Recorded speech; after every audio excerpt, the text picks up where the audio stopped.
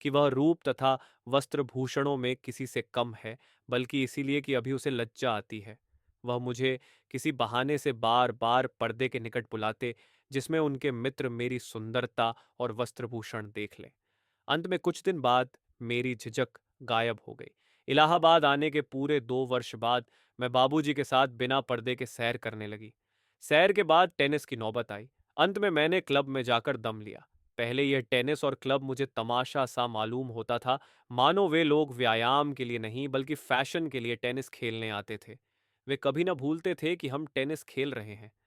उनके प्रत्येक काम में, झुकने में, दौड़ने में, उचकने में एक कृत्रिमता होती थी, जिससे यह प्रतीत होता था कि इस खेल का प्रयोजन कसरत नहीं केवल दिखावा है। क्लब में इससे विचित्र अवस्था थी। वह पूरा स्वांग था, भद्दा और बेजोट। लोग अंग्रेजी के चुने हुए शब्दों का प्रयोग करते थे, जिसमें कोई सार न होता था। नकली हंसी हंसते थे, जिनका कोई असर न होता था।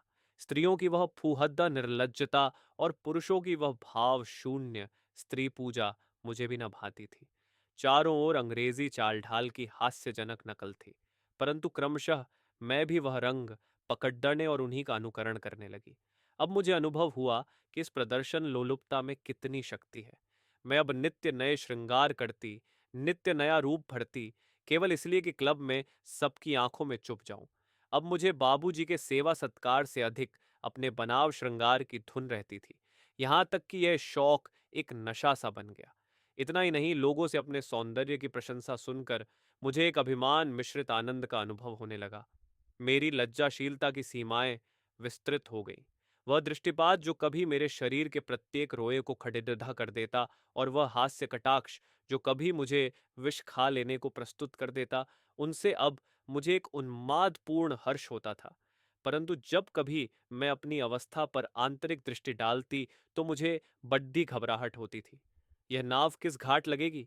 कभी कभी इरादा करती कि क्लब न जाऊंगी, परंतु समय आते ही फिर तैयार हो जाती। मैं अपने वश में न थी। मेरी सत्कल्पनाएं निर्बल हो गई थीं।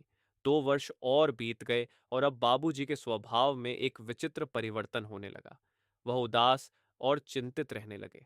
मुझसे बहुत कम बोलते। ऐसा जान बड्डी डित्ता कि इन्हें कठिन चिंता ने घेर रखा है या कोई बीमारी हो गई है। मुंह बिल्कुल सूखा रहता था। तनिक तनिक सी बात पर नौकरों से झल्लाने लगते और बाहर बहुत कम जाते। अभी एक ही मास पहले वह 100 काम छोड़ दिट कर क्लब अवश्य जाते थे। वहां गए बिना उन्हें कल न पड़ती थी। अब अधिकतर अपने कमरे में आराम कुर्सी पर लेटे हुए समाचार पत्र और पुस्तकें देखा करते थे।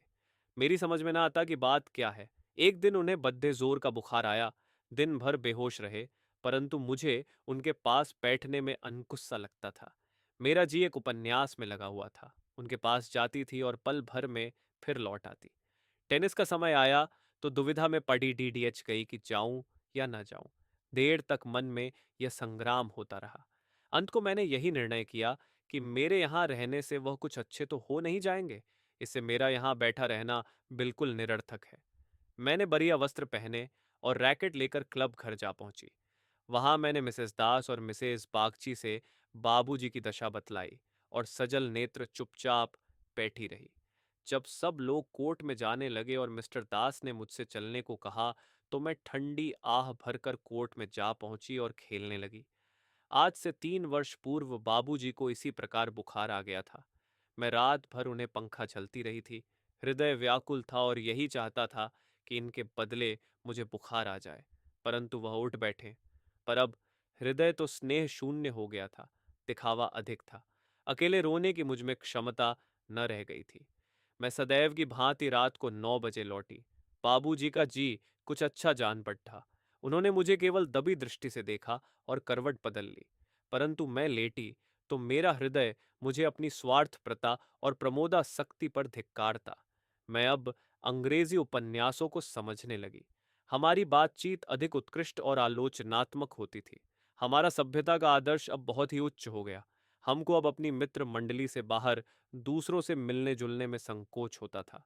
हम अपने से छोटी श्रेणी के लोगों से बोलने में अपना अपमान समझते थे।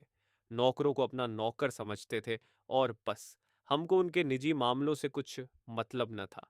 हम उनसे अलग रहकर उनके ऊपर अपना जोर जमाए रखना चाहते थे। हमारी इच्छा यह थी कि वह हम लोगों को साहब समझे। हिंदुस्तानी स्त्रियों को देखकर मुझे उनसे घृणा होती थी, उनमें शिष्टता न थी। खैर, बाबूजी का जी दूसरे दिन भी न संभला।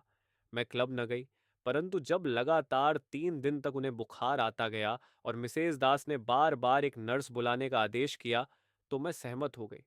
उस दिन से रोगी की सेवा शुश्रूषा से छुट्टी पाकर बद्दा हर्ष हुआ।